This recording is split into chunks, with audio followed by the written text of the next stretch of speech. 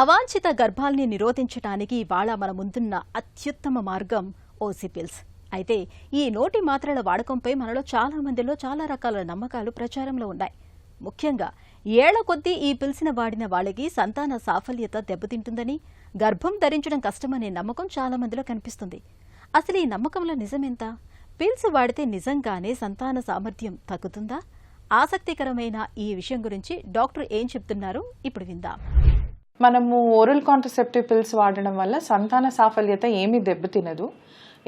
It will only help. ఇంకా చూసుకుంటే కనుక ఈ ఓసీ పిల్స్ అన్నది కొందరికి పీసీఓడి ప్రాబ్లం వల్ల, లేకపోతే ఓవర్ బ్లీడింగ్ ప్రాబ్లం వల్ల ఎక్కువ, లేకపోతే ప్రీమెచ్యూర్ ఒవేరియన్ ఫెయిల్యూర్ ఇలా ఉన్న వాళ్ళకి ఎక్కువగా హెచ్ఆర్టీ ఇస్తూ ఉంటాము.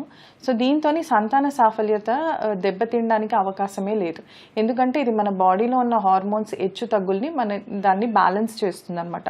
ఈస్ట్రోజన్ని, ప్రొజెస్ట్రాన్ని ఒక బ్యాలెన్స్కి తీసుకొస్తుంది.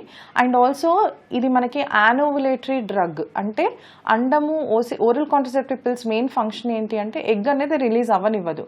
సో తద్వారా ఏంటి, ఎగ్స్ అనేవి వేస్ట్ అవ్వకుండా మీరు ఎప్పుడైతే ప్రెగ్నెన్సీ కావాలి అని అనుకుంటున్నారో మీకు ఒక 6 months వేసుకుంటే 6 months ఎగ్స్ అన్ని సేవ్ అయినట్టు. సో అట్లా ఏఎంహెచ్ అన్నది కూడా మీకు ఇంకా దాన్ని సేవ్ చేస్తుందే తప్ప ఎటువంటి కోణంలో కూడా మనకది సంతాన సాఫల్యతనైతే మనకి దెబ్బతీయదు.